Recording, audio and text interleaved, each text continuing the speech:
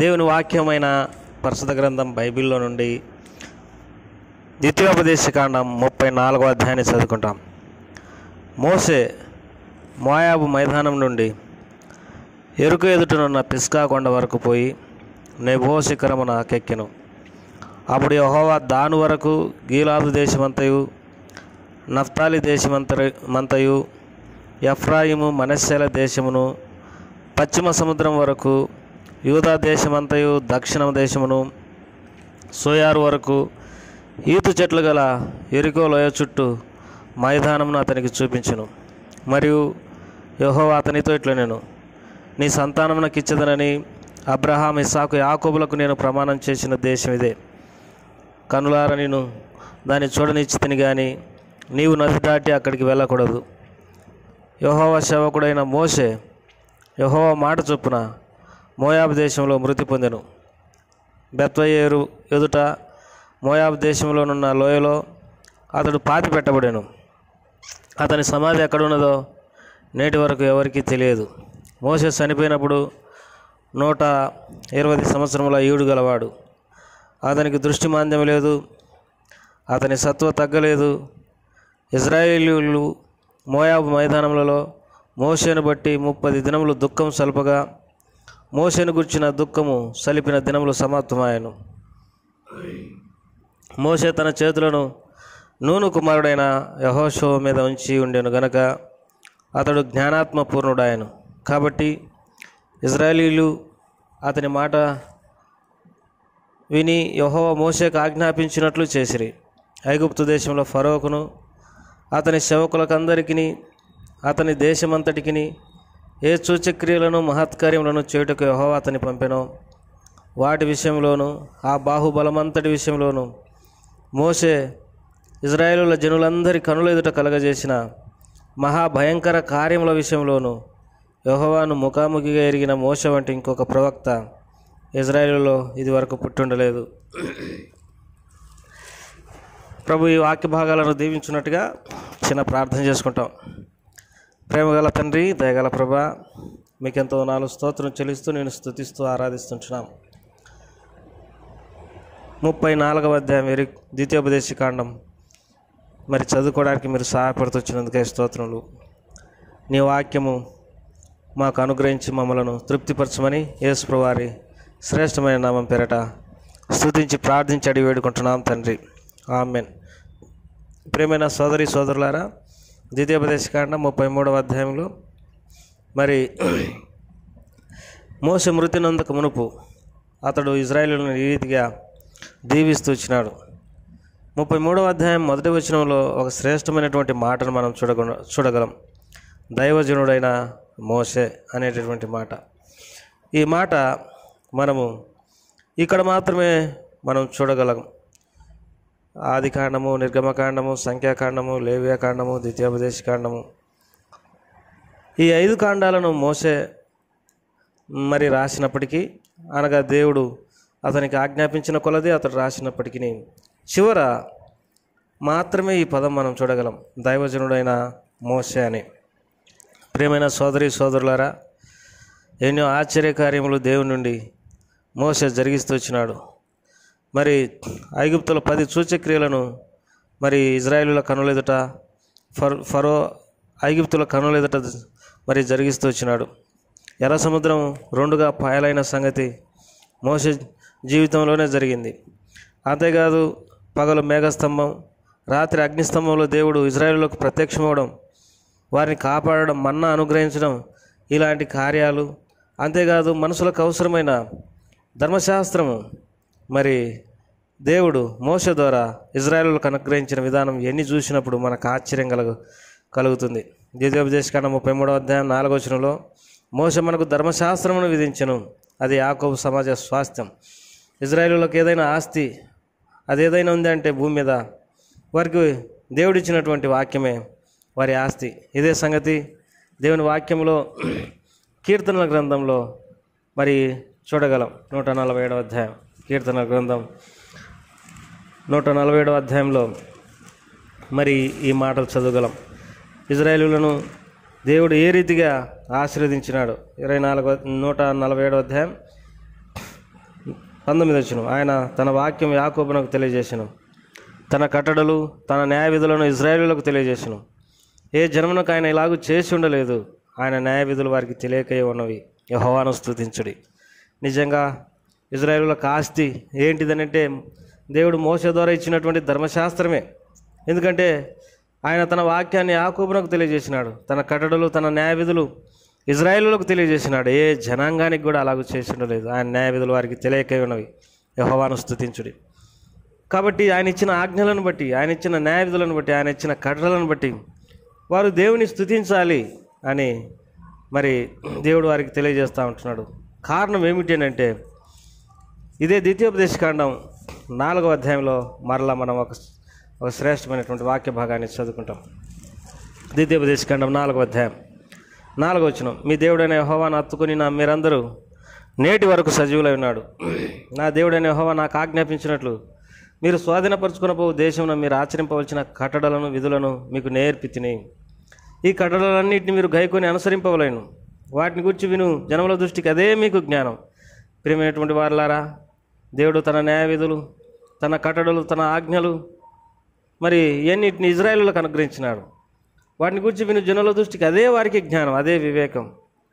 నిశ్చయముగా ఈ గొప్ప జనం జ్ఞాన వివేచన గల జనమని చెప్పుకుందరు. దేవుని కట్టడలు, దేవుని న్యాయ విధులు, దేవుని ఆజ్ఞలు వీటన్నిటిని మనం నేర్చుకోవడం ద్వారా, దేవుని వాక్యాన్ని నేర్చుకోవడం ద్వారా అదే మనకు జ్ఞానం. ఎంత శ్రేష్టమైనటువంటి మాట. తర్వాత చూడండి, ద్వితీయోపదేశకాండంలో మరి 6వ అధ్యాయంలో ఈ మాట చదువుకుంటాం. 4వ వచనం, ఇజ్రాయేలు వినుము, మన దేవుడైన యెహోవా అద్వితీయుడగు యెహోవా నీ పూర్ణ హృదయంతోనూ నీ పూర్ణ ఆత్మతోనూ నీ పూర్ణ శక్తితోనూ నీ దేవుడైన యెహోవాను ప్రేమించవలేను. నేడు నేను నీకు ఆజ్ఞాపించు ఈ మాటలు నీ హృదయంలో ఉండవలేను. నీవు నీ కుమారులకు వాటిని అభ్యసింపజేసి నీ ఇంట కూర్చున్నప్పుడు లేచినప్పుడు వాటిని గురించి మాట్లాడవలేను. సూచనగా వాటిని నీ చేతికి కట్టుకొనవలేను. అవి నీ కనుల నడమ బాసికం వలె ఉండవలేను. నీ ఇంటి ద్వారబంధముల మీదను నీ గౌనుల మీదను వాటిని రాయవలేను. ప్రియులారా, దేవుడు ఇచ్చేటటువంటి ఆజ్ఞలు, కట్టడలు వారు కూర్చున్నప్పుడు లేచినప్పుడు వాటిని ధ్యానించాలని, పడుకున్నప్పుడు వాటిని గురించే మాట్లాడాలని మరి దేవుడు వారికి తెలియజేస్తూ వచ్చినాడు. అవి వారి కనుల నడమ బాసికం వలె ఉండాలని, ఇంటి ద్వారబంధముల మీద గౌనుల మీద వాటిని రాయాలని దేవుడు ఆజ్ఞాపించినాడు. ప్రియమైనటువంటి వారులారా, మరి నేడు దిన ప్రజలు దేవుని వాక్యం చదువుకోవటం లేదు, ప్రార్థన చేసుకోవటం లేదు. దేవుని ఆ వాక్యాన్ని అంటే ఇష్టం లేనటువంటి వారుగా ఉన్నారు. ఏవో కట్టుకథలు, లేకపోతే లోక సంబంధమైన వార్తలు, లోకంలో జరిగే ప్రతి విషయాన్ని తెలుసుకోవడానికి ఇష్టపడతారు. కానీ పడుకున్నప్పుడు, లేచినప్పుడు, నడుచున్నప్పుడు వాటి గురించి మాట్లాడుకోమని దేవుడు చెప్తే వాటిని గురించి మాట్లాడుకోరు. అందుకే దేవుని వాక్యాన్ని నిరాకరించు వీరికి ఎంత మాత్రం జ్ఞానం ఉండదని దేవుని వాక్యంలో రాయబడింది. అంతేకాదు, యెహోవా ధర్మశాస్త్రమును నిరాకరించే వీరు శాపగ్రస్తులని, ధర్మశాస్త్రం ఎరగని ఈ ప్రజలు శాపగ్రస్తులని దేవుని వాక్యంలో రాయబడింది. యోహాను సువార్త 7వ అధ్యాయం. దేవుని వాక్యమే తెలియనటువంటి ప్రజలు బొత్తిగా శాపగ్రస్తులని రాయబడింది. ప్రియులారా, ఇక్కడ మనం మాట్లాడుకోవాల్సినటువంటి మాట ఏంటంటే, దివారాత్రము దాన్ని ధ్యానించిన వాడే ధన్యుడు అని దేవుని వాక్యంలో రాయబడింది. అయితే ఇక్కడ ముఖ్యంగా ద్వితీయోపదేశకాండం 33వ అధ్యాయం 1వ వచనంలో దైవజనుడు ఎన్నో ఆశ్చర్యకార్యాలు చేసిన తర్వాత ఆ వ్యక్తికి దైవజనుడని మరి ఇక్కడ పరిశుద్ధాత్మ ద్వారా రాయించబడుతూ వచ్చింది. ప్రియమైనటువంటి వాళ్ళారా, ప్రతి వారు దైవజనులని పేరు పెట్టుకోవడం అది అంత మాత్రము వారికి తగిన విషయం కాదు. మన ద్వారా ఎన్నో ఆశ్చర్యకార్యాలు, అద్భుత కార్యాలు దేవుడు జరిగించి ప్రజలే మనల్ని దైవజనుడు అని అంటే పర్వాలేదు. కానీ మనకై మనం ఆ పేరు కలిగి ఉండాలనే ఆశ, ఆ గొప్ప పేర్లు పెట్టుకొని సంతృప్తి పడడం అనేది ఎంతవరకు కరెక్టు? ఎన్నో కార్యాలు జరిగించినటువంటి వ్యక్తి జీవితంలో లాస్ట్లో ఈ మాట వాడినారు, దైవజనుడు అని. ఆ తర్వాత 33వ అధ్యాయంలో ద్వితీయోపదేశకాండం మరి వారి గోత్రంలో చొప్పున వారిని మోషే ఆశీర్వదించినాడు. రూబేన్ను ఆశీర్వదించినాడు, తర్వాత యూదాను ఆశీర్వదించినాడు. లేవిని గురించి ఒక శ్రేష్టమైన మాట అంటాడు, నీ తుమ్మిము నీ ఉరిము నీ భక్తిని కలవు, అనగా దేవుని చిత్తం తెలుసుకునే గొప్ప భాగ్యం ఆ వ్యక్తికి ఉందని. తర్వాత బెన్యామీను గురించి రాసినాడు, తర్వాత యోసేపుని గురించి రాసినాడు, ఎఫ్రాయిముని గురించి రాసినాడు, జెబూలూను గురించి రాసినాడు, గాదుని గురించి రాసినాడు, దాని గురించి రాసినాడు, నప్తాలి గురించి రాసినాడు, ఆషేరుని గురించి రాసినాడు. వారి గురించి రాసి వారి గురించి ఏమన్నాడంటే, శాశ్వతుడైన దేవుడు నీకు నివాస స్థలం, నిత్యముగా నుండు బావులు నీ క్రింద నుండును, అనగా దేవుడే నీకు మరి నివాస స్థలం, నేను ఆయన ఎత్తుకుంటాడు అని మాట్లాడుతూ వచ్చి చివరికి 29వ వచనంలో 33వ అధ్యాయం ద్వితీయోపదేశకాండం, ఇజ్రాయేలు నీ భాగ్యం ఎంత గొప్పది, యెహోవా రక్షించిన నిన్ను పోలిన వాడేవాడు అని అంటాడు. ప్రియులరా, ఇజ్రాయేలులకు భాగ్యం ఏంటిదంటే ఆయన చేత రక్షించబడినారు. ఐగుప్తు నుండి, సాతాను నుండి, లోకం నుండి, పాపం నుండి విడిపించబడి ఆయనకు ప్రతిష్ఠిత జనంగా ఆయనను సేవించేటటువంటి వారిగా దేవుడు వారిని చేసుకున్నాడు. అదే వారికి భాగ్యం. నీకు నాకు అదే భాగ్యం. ఇప్పుడు ద్వితీయోపదేశకాండం 34వ అధ్యాయాన్ని మనం చదువుకున్నాం. ప్రియమైనటువంటి వారలారా, ఈ అధ్యాయంలో ఒక బాధాకరమైనటువంటి సంగతి మరి మనం చూడగలం. మరి మోషే ఆత్మ మీద ఇజ్రాయేలీయులు తిరుగుబాటు చేసినప్పుడు మస్సా దగ్గర నీళ్ళ కోసమై అతడు తన నోట కాని మాట మాట్లాడినాడు. అతని ఆత్మను వారు విసికించిన కారణాన్ని బట్టి పొరపాటున మాట్లాడినాడు. ద్రోహులారా, నేను మీ కొరకు మరి నీళ్లు తెప్పించవలెనా అని మాట్లాడుతూ వచ్చినాడు. ఆ కారణాన్ని బట్టి నా పరిశుద్ధతను మీరు సన్మానించలేదు, మీరు ఎంత మాత్రమై వాగ్దాన దేశంలో ప్రవేశించలేరని దేవుడు మరి మోషేతో అహరోనుతో సెలవిస్తూ వచ్చినాడు. మోషే బతిమిలాడినాడు. అయినప్పటికీ దేవుడు అవకాశమే లేదు. అయితే మరి నెబో కొండ మీదకి ఎక్కించి ఆ వాగ్దాన దేశాన్ని అంతటిని చూపించి ఆ తర్వాత మరి అతన్ని తన దగ్గరికి పిలుచుకున్నాడు. ఈ మాటలు చదువుకుంటాం. 34వ అధ్యాయం మొదటి వచనం. మోషే మోయాబు మైదానం నుండి ఎరికో ఎదుటనున్న పిస్గా కొండ వరకు పోయి నెబో శిఖరమునకు ఎక్కాను. అప్పుడు యెహోవా దాని వరకు గేలాదు దేశమును, పశ్చిమ సముద్రం వరకు, యూదా దేశమంతయు, దక్షిణ దేశమును, సోయారు వరకు ఈత చెట్లు గల ఎరికలో ఈతట్టు మైదానం అతనికి చూపించాను. మరి యెహోవా అతని తట్లను, నీ సంతానానికి ఇచ్చేదని అబ్రహాం, ఇస్సాకు, యాకోబులతో నేను ప్రమాణం చేసిన దేశం ఇదే. కనులారా నేను దాన్ని చూడనిచ్చితిని కానీ నువ్వు నది దాటి అక్కడికి వెళ్ళకూడదు. యెహోవా సేవకుడైన మోషే యెహోవా మాట చొప్పున మోయాబు దేశంలో మృతి పొందెను. బెత్తాయేరు ఎదుట మోయాబు దేశంలో ఉన్న లోయలో అతడు పాతి పెట్టబడెను.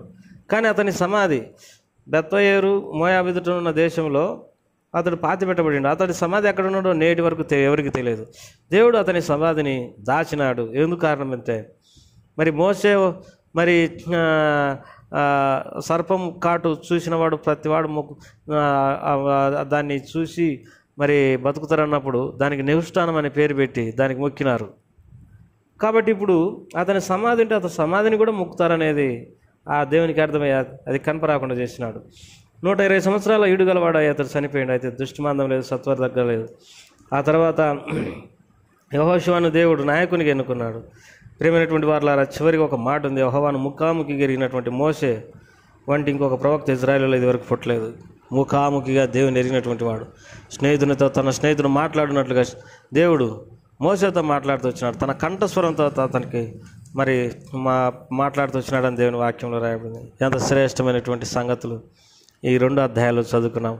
ప్రియమైన సోదరులారా, వివరించడానికి అనేక సంగతులు కలగవు, కానీ మనకున్న అద్దుబాటును బట్టి మనం ఇంతటితో ముగించుకుంటాం. అయితే దేవుని వాక్యాన్ని ప్రేమించి దేవుని స్వరాన్ని వించు ముందుకు సాగిపోవడానికి ప్రభు సహాయపడను గాక. ప్రేమగల తండ్రి, ఈ మాటలన్నీ మా కొరకై దీవించమని, మా ప్రియుల కుటుంబాలను ఆశ్రయించమని యేసు ప్రభువారి నామమున పెట్టి వేడుకుంటున్నాం తండ్రి. ఆమేన్.